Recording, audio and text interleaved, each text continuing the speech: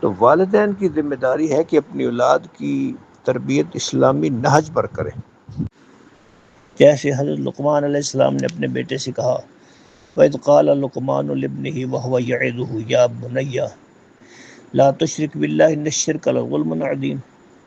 اور جب لقمان نے نصیحت کرتے ہوئے اپنے بیٹے سے کہا، میرے پیارے بچے، اللہ کے ساتھ شرک نہ کرنا، بے شک شرک بہت بڑا ظلم ہے۔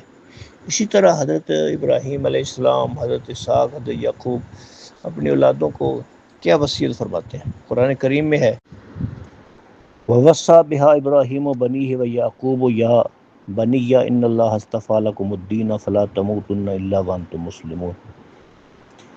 اے بیٹو، یعنی حضرت ابراہیم علیہ السلام نے اور یعقوب علیہ السلام نے بھی اپنے بیٹوں کو اسی کلمہ حق کی وصیت کی کہ اے میرے بیٹو، بے شک اللہ نے تمہارے لیے یہ دین چن لیا ہے، بس تمہیں ہرگز موت نہ آئے مگر اس حال میں کہ تم مسلمان ہو۔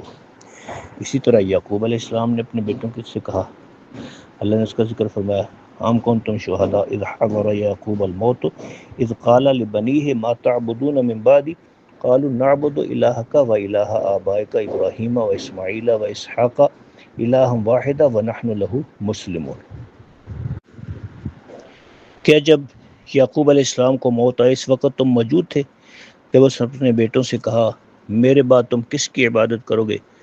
انہوں نے عرض کیا، ہم تیرے معبود اور تیرے باپ دادا ابراہیم، اسماعیل اور اسحاق کے معبود کی عبادت کریں گے جو ایک معبود ہے اور ہم اسی کے فرما بردار ہیں۔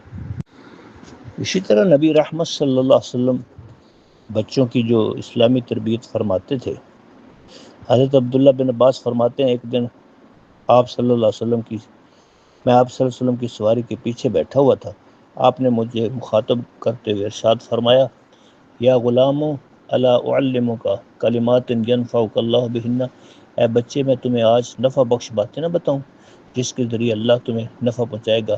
میں نے کہا کیوں نہیں؟ تو آپ نے فرمایا، احفظ اللہ یحفظک، تم اللہ کے دین کی حفاظت کرنا، اس کے احکام پر عمل کرنا اور جن کاموں سے اس نے منع فرمایا ہے ان سے بچنا، اس طرح اللہ تمہاری حفاظت فرمائے گا۔ احفظ اللہ تجدہ تجاہک، تم اللہ کی حدود سے تجاوز نہ کرنا، اللہ تمہاری مدد فرمائے گا۔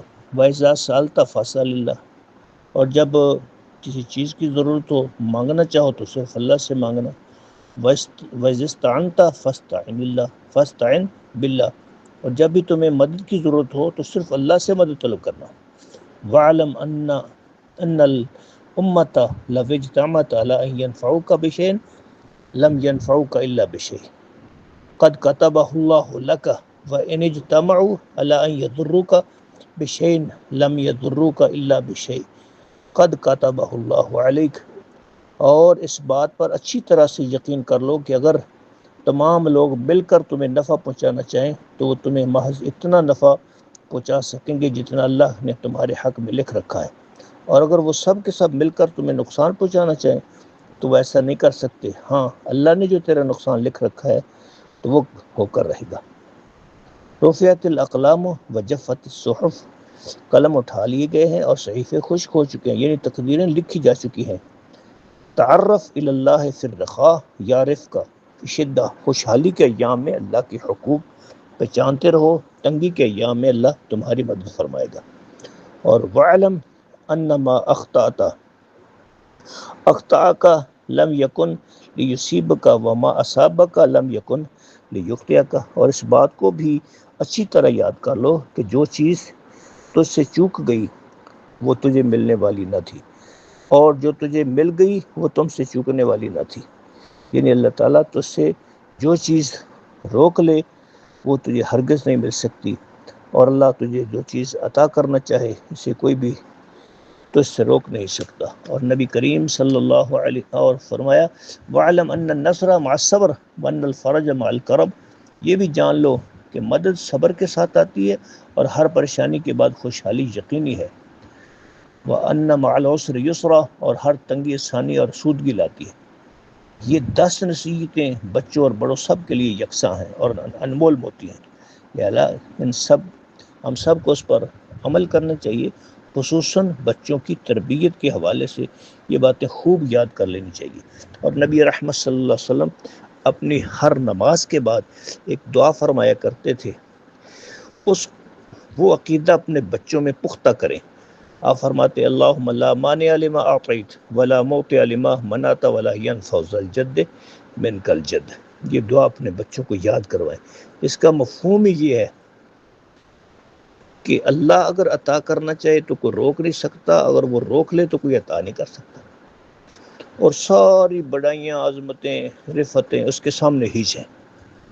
کسی عربی شاعر نے بڑی پیاری بات کی ہے نا، حدث بنی کا علی الادب فی الصغر ایما تقر بہم عیناک فی الکبر وانما مثل الادب تجمعها فی عنفوان الصبا کالنقش فی الحجر. فرمایا اپنی اولاد کو بچپن سے ہی ادب سکھلاؤ تاکہ بڑے ہو کر وہ تمہاری آنکھوں کی ٹھنڈک بنے.